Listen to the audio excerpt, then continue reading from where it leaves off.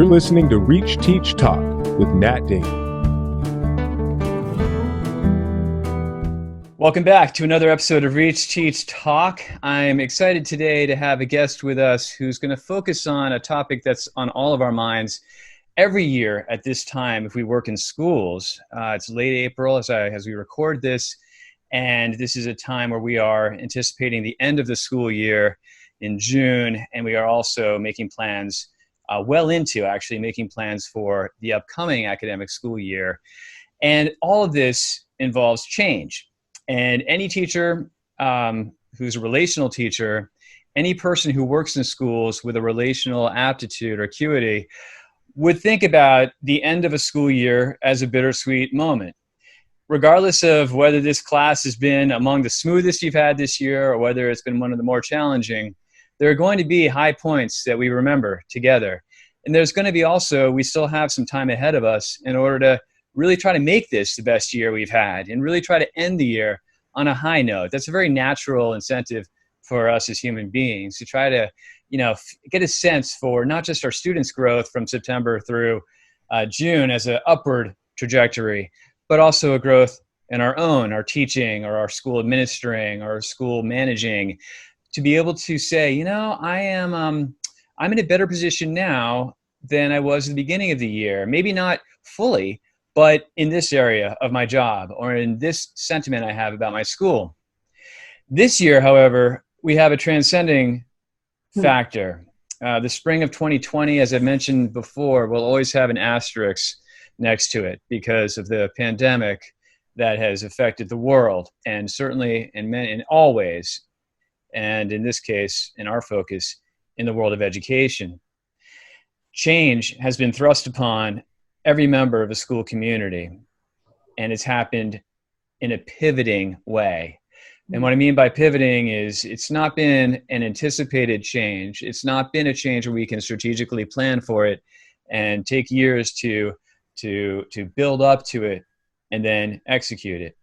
For many teachers and school folks, it's been a 24, 48-hour pivot to the remote classroom.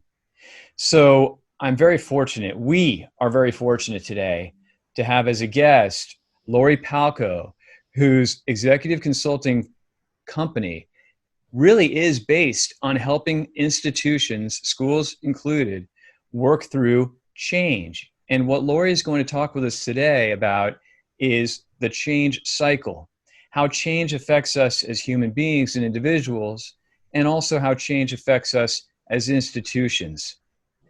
Lorri's company is called Love, Money, Purpose. And while she's based in Atlanta, Georgia, she is able to run her firm all over the country and the world, thanks to what we are all now familiar with, thanks to this pivot through remote technology. So, Lorri, I want to welcome you with open heart to this conversation today about the change cycle.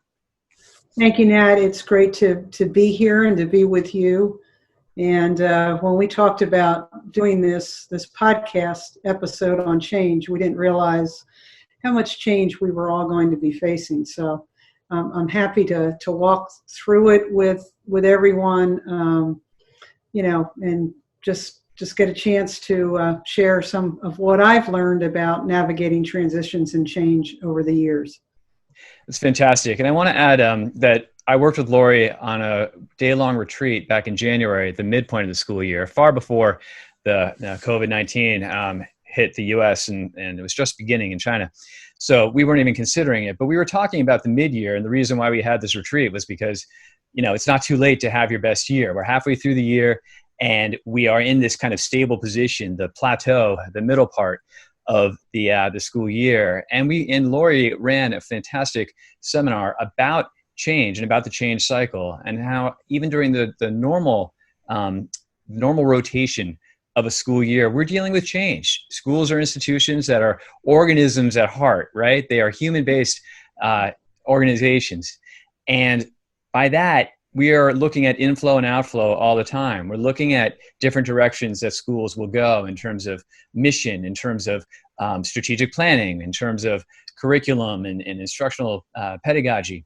So change is constant, right? The only constant is change. And yet change impacts us on a very cognitive, but also a very emotional level.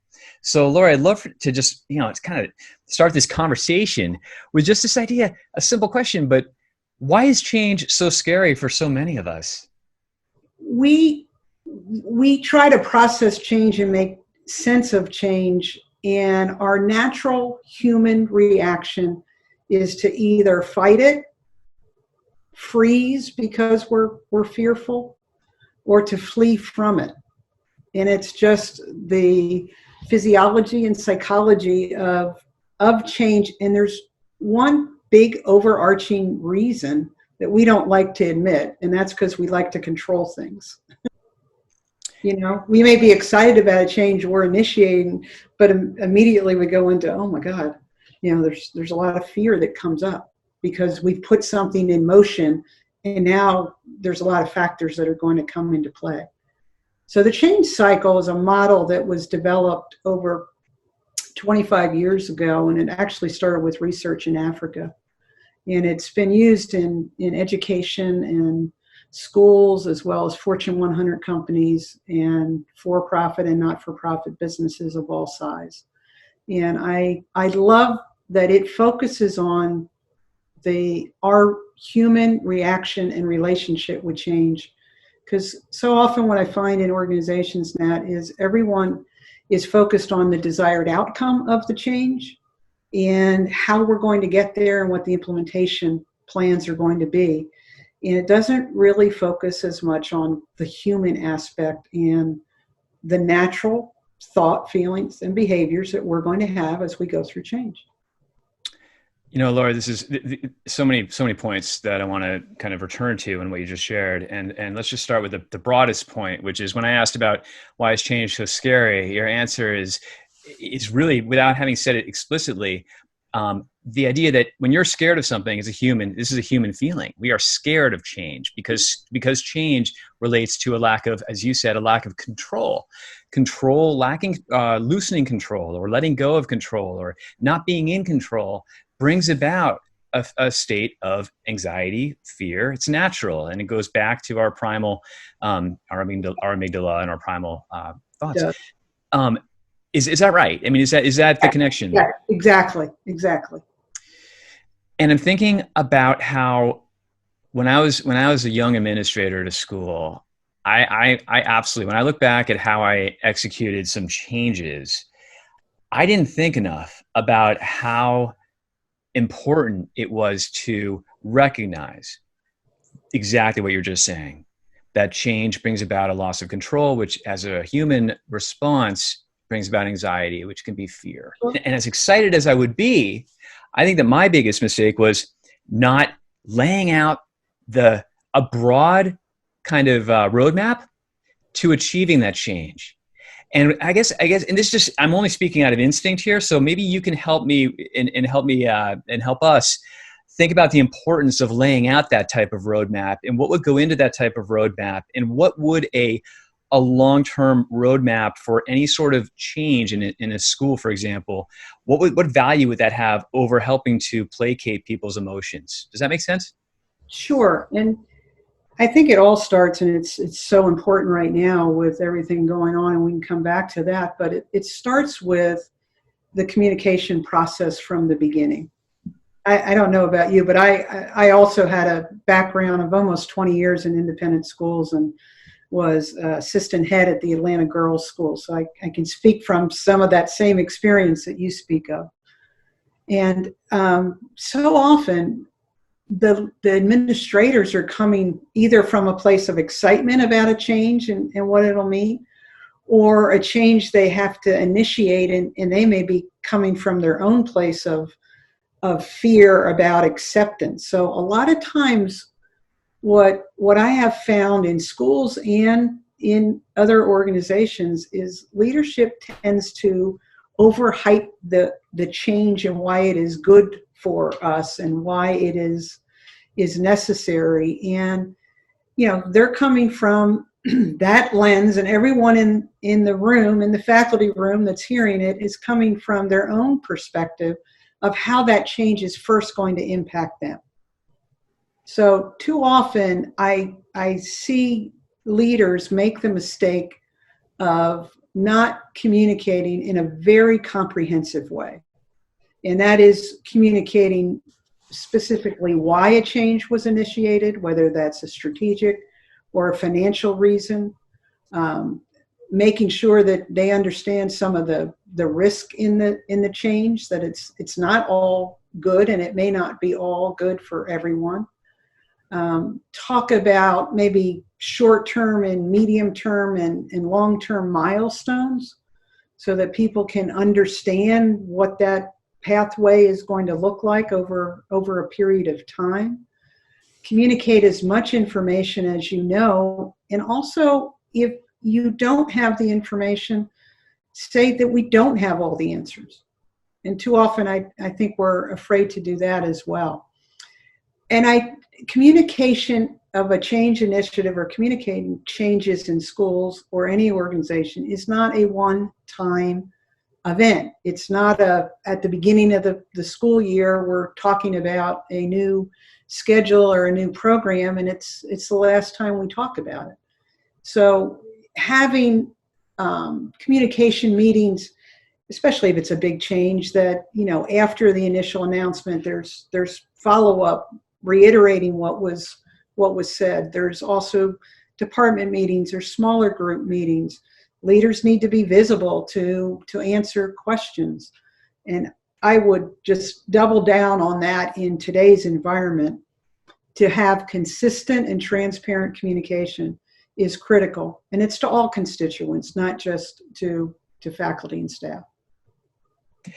Consistent and transparent communication is just key, as you said. It's almost like, just even if it's at the risk of overstating or repeating yourself, if it's every other day or week, this is a change, we're doing this change, we're making this change, this is a good change, because it relates also to your... Maybe we don't say that's a good change, because it may not be a good change for everyone. From the people leading it, it may be. And that's why we need to be available to listen and to understand how it impacts everyone. I know. I'm glad you interjected that, because you had mentioned that point earlier, and I was going to get back to it because it stood out. I was like, wait a second. You mean the idea of acknowledging that change will not resonate positively with everybody in your constituency is important. So we don't need to fix how people are feeling, and we don't need to fix in terms of their thinking about the change. Yeah, I mean, at some point, people are going to have a choice in terms of how they move through the change and how they embrace whatever it is. But we need to be good listeners too, and not just talking out people saying this change is good for you. And we make that mistake a lot. Leaders make that mistake a lot. So I think it's some of our own fear about how are people going to react, because again, a lot of times there's change that has some downsides. Even if it's a positive change. That's why I say it doesn't matter if we label the change good or bad. It may be a great change in some respects, but it may be very different expectations for faculty, even though the students may benefit significantly from it, and the parents may be happy about it, but it puts a greater burden on faculty and staff. I would say that we get lost in our desire for the outcome and attached to the outcome of the change and what we want, and we lose sight of the process and how much care needs to go into the process. What's the reward in this? How important is that to communicate? I think it's important to be very transparent about what issue are you solving, or what goal are you achieving by initiating change. So I would say, in terms of vision, it's about the overall, how does the change fit with the overall vision and mission of the school? And is this change aligning with our mission and values and our vision for teaching and learning at a school? Well, hey, let's take a step back. Actually, I'd love to actually walk back with you and just have you explain, kind of teach us the essence of the change cycle. So we can actually have, maybe as we listen to this episode, as we leave this episode, we can leave with a few words, a bit of common terminology that can help us as we think about change in our futures. Yeah. Okay. As I think I mentioned, there's 6 predictable and sequential ways that humans process change. And when the research was done, they found that, again, no matter what the change was, that there was thoughts, feelings, and behaviors in each stage that were common to that stage. And then there were 6 experiences that everyone went through, some very quickly. Some of those stages you go through very quickly, but that actually you go through them in sequence. Those 6 experiences are loss, doubt, discomfort, discovery, understanding, and integration. So when I teach this, a lot of people say, well, it sounds like the 5 stages of grief. And to some degree, that is true. And what we do is try to help people get perspective so they can move through change in more conscious ways and responsive ways than reacting to it and almost being a victim to the change, which I can say that in my school experience, we've seen that as well, right? Where people feel like, they are a victim and administration's doing this and administration thinks faculty's doing this. And the change cycle creates a greater level of awareness about those thoughts, feelings, and behaviors that you may be experiencing in each stage. So let's just start with stage 1, which is the experience of loss. And really, again, it's a loss of control in that something new has happened. It's different than it was before. And again, even if I initiated it, Nat, if I initiated change, I'm still not in control of it anymore, right? Mm. When I started my own business, it was exciting, but it was also very fearful because I'm like, God, look what I just did. So I went through that process, even though it was a good change in my mind. Yeah. So we try to help people walk through. And the stage 1 objective is to go from, a sense of fear to safety. So one of the ways we do that is we ask questions and we gain some perspective and awareness. So if I'm in a state of fear or anxiety, I need to start looking at, what are the real fears that I'm experiencing? What are my real concerns? And what am I making up in my head? I mean, they say we have over 80,000 thoughts a day, and the majority of those, almost all of those, are unconscious thoughts.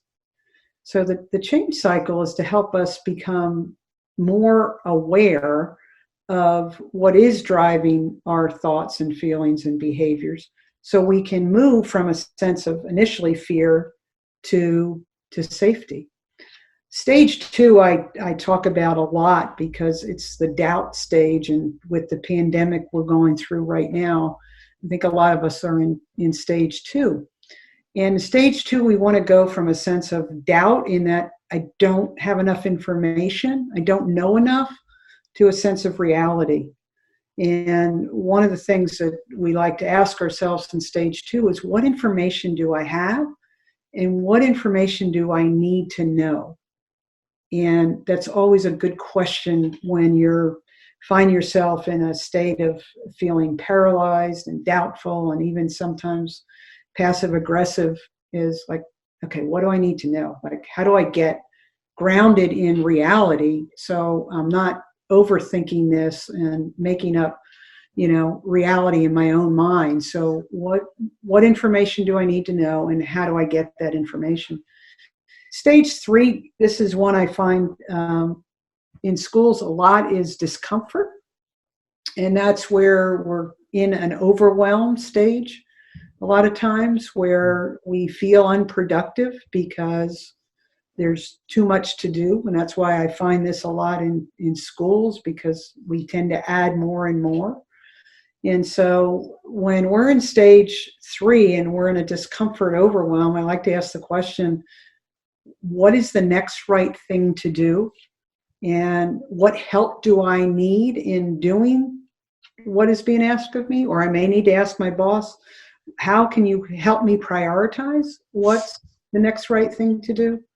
So we want to go from a place of discomfort to motivation. So eventually we can get to a place where we stop looking at the change happening to us and against us, which is normally stages 1, 2, and 3, to the change happening for us, which is stages 4, 5, and 6. So sorry, but it's just, it sounds like it's at the halfway point, right? It is. We are. Is where it changes from being this feeling of fear and discomfort and resentment or whatnot to actually we're moving now into a positive second half. Yeah, right. And to a stage of discovery where there's hope and there's possibility. And, you know, when you think about it, I haven't said this yet, but think of how adaptable we as humans are. I mean, and all the changes we've already navigated in our life, right? I mean, from the time we were born, you know, and started walking to, you know, changes going away to school, going to college, getting married, changing jobs, moving across the country, all the changes we've navigated, okay? And, you know, when we're in the middle of it, we don't always see that we're ever going to get through it. But a lot of times we look back and we say, wow, that was the best thing that happened to me. Or, you know, I didn't like it while it was happening, but I really learned to live with it and I learned a lot through it. And that's really what stages 5 and 6 or the change cycle is about, understanding and integration, that we learn from it, that we learn and we reflect and what went well and, you know, what can I do differently next time, and how do I help people that may be at a different point in the change cycle. You know, we talk about reflection a lot in schools and how critical reflection is, and that's a lot of what that stage 6 is, which is about integration. I have often said, Nat, that individuals and organizations that learn to navigate change and will transform by learning that, and they will spiral up. But if they don't learn how to change and change in a healthy way for the individuals at the school, then they're going to spiral down. I really think learning to navigate change is what helps an organization transform and be the type of employer. We'll talk about schools here, that schools want to be, and the same things that they want to be for their students, for their employees, and all the constituents of the school. What types of leaders, or what have leaders that you really have admired? How do they implement stage 6? What can leaders do to help shape a school culture where the teachers who are impacted by the change or whatever the constituents are best have this sense of, I have benefited from this, I have come out of this recalibrated in a sense? I think first that the leader is in a constant state of learning about their school and their organization. Okay, so that it's a reflective time for the school. Let's say a school has gone through some major initiative, major building project, or major change in schedule or programming. I think it's important to, one, celebrate the successes. I don't think we celebrate enough the successes that we've had. I think it's to ask a lot of questions about the learning and what went well, what could have we done differently. You know, are we hitting the metrics that we talked about when we initiated this change, the reason for the change, so that it's not just, again, saying, here's the change, it's going to be good for you. It's a constant learning process for the organization that involves integrating change as a skill within the organization. So you're constantly responding to your mission and your values.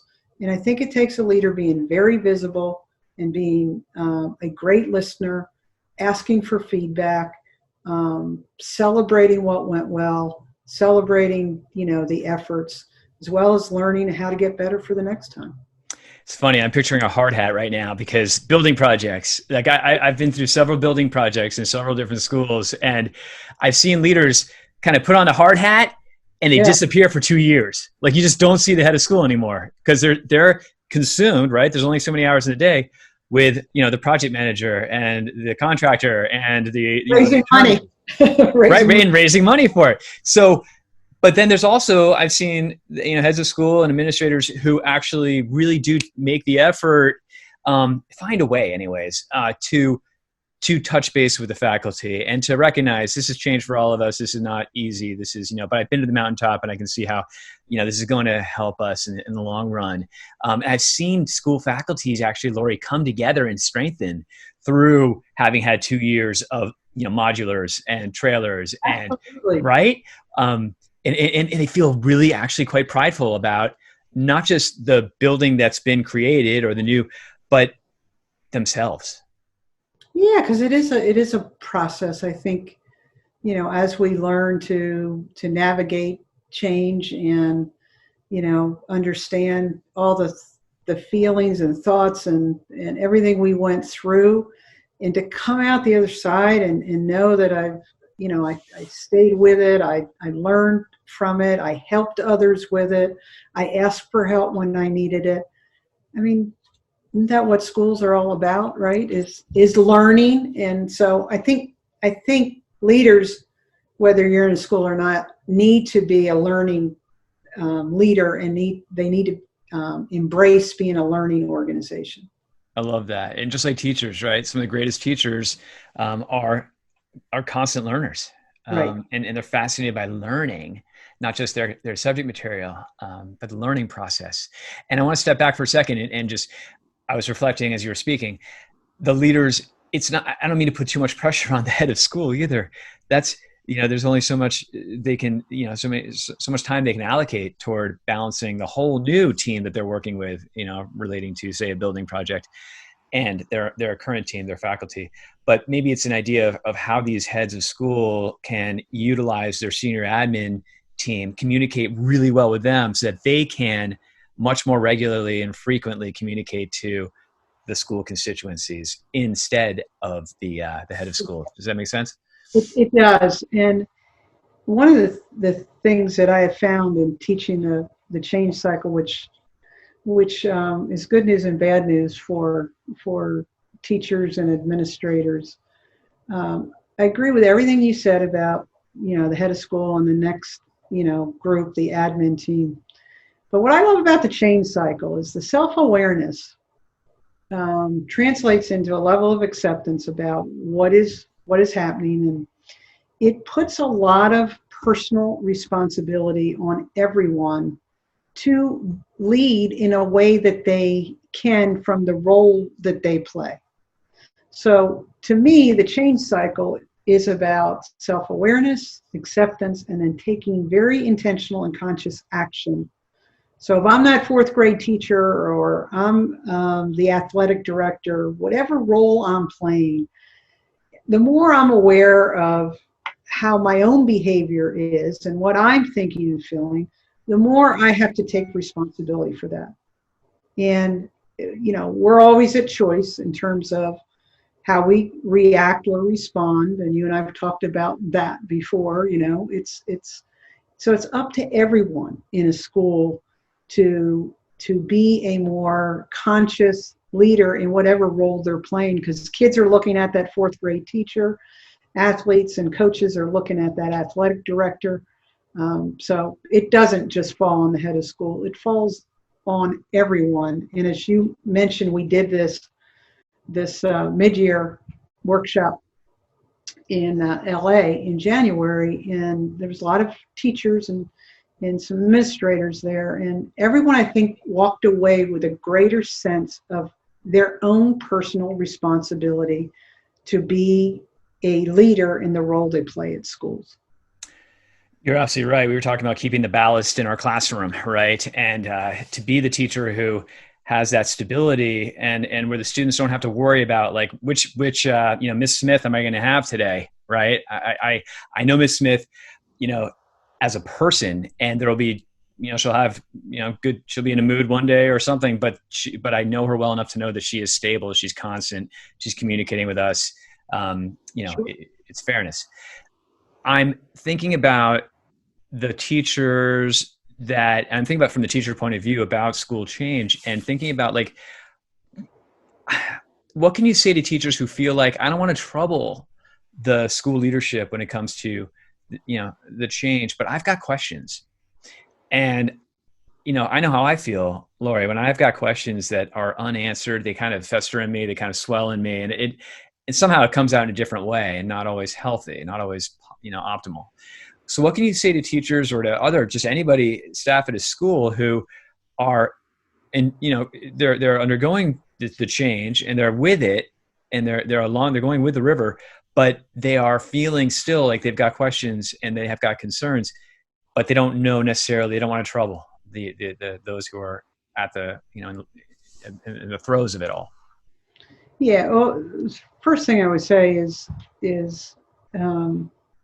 you can't view it as it's from a place of trouble, because as you know, if you have that question, probably someone else does have that question, and there's a lot of unanswered questions that the leadership would benefit from knowing, so they can clear up any confusion that may exist. I think if the intention is pure, that you're struggling with needing more information, and you need more information about a specific area relative to the change, or data on why the change is being initiated, and you come from that perspective, I think you'll find people very, very willing to engage in that conversation and share with you information that they have. They may not have all the answers, and I think that's important for leadership to acknowledge that. But if it's a healthy just desire to know more, then I think people will be very willing to engage in those conversations. On the contrary, what you don't want is, being the loud voice in the faculty room to ask the question that your intention is really to put someone on the spot, or it's not really coming from a place of trying to learn and get more information to move from doubt to reality. It's more in being passive aggressive. So if your intention is pure, I think to be very willing to engage and answer those questions the best they can. Laura, this is fantastic. This has been just a very, very in-depth and informational and wise conversation about the human impact of change, and how we can all use the change cycle to help us navigate what otherwise would be a very random ocean of currents and winds and tides and weather systems. How we can all together do that. Is there any final kind of comment you'd like to make about that you haven't been able to make yet about the impact of change on us? And feel free also, if you want to broaden it out to the current situation that we're all going through, which has required us to marshal our best response to change. Yeah, let me finish with that, Matt. You talked about pivoting, and we pivoted, and from school leaders that I've talked with, it sounds like faculty and staff across the country did an amazing job to pivot and to begin educating students very quickly from a distant standpoint and closing down those campuses. So I just think it shows how adaptable individuals are and organizations are. I think we're going to go through a series of changes in schools as we look to the summer and we look to opening 2020 and 2021. And I guess what I would say is a lot of things I said around communication and being very consistent and transparent with that communication and with all constituents. And the reason my business is called Love, Money, Purpose is I think it's going to be important as communities come back together to stay flexible, and also know that while we pivoted really well the first time, as change continues, and there's going to be so many changes to open school in 2021, and we may need to shut down again, who knows, okay, is that we do lead with love, and that people are going to need some extra care and attention this year in schools. And independent schools are one of the main reasons that we send children to independent schools is safety and the care and the knowing that student. And I just think it's going to be important across the board for everyone in the school to be aware that this changing environment is going to bring about new issues for people and new feelings, and just be gentle with yourself and be gentle and kind with others. That is such perfect wisdom to leave us with, Lorri, because we are exiting a very unusual end of year for all of us. And we don't know what lies ahead in terms of how our schools are going to open at this time. Yet this conversation in this episode has been about the importance of looking at our relationship to change and how our relationship to change impacts our relationship to others and our relationship with ourselves. This podcast is all about relationships, right? In the classroom of life. And this has been a fascinating and really educational look at our relationship to change. It's a human, it's an emotional relationship, right? It's a spiritual relationship, honestly, because we are looking at a fundamental rocking of our foundation. So what do we hold to for hope? Part 4, I think, right? Part 4 of the cycle involves hope.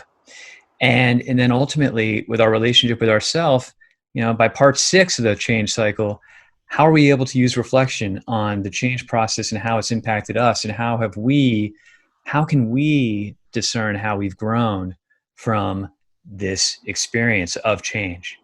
So I'm leaving this conversation, Lorri, feeling uplifted, actually, because while we're dealing with the day-to-day changes that are coming at us unpredictably through this pandemic and its impact on all of us, I'm feeling like I've got a better sense for how to grasp the daily unpredictables.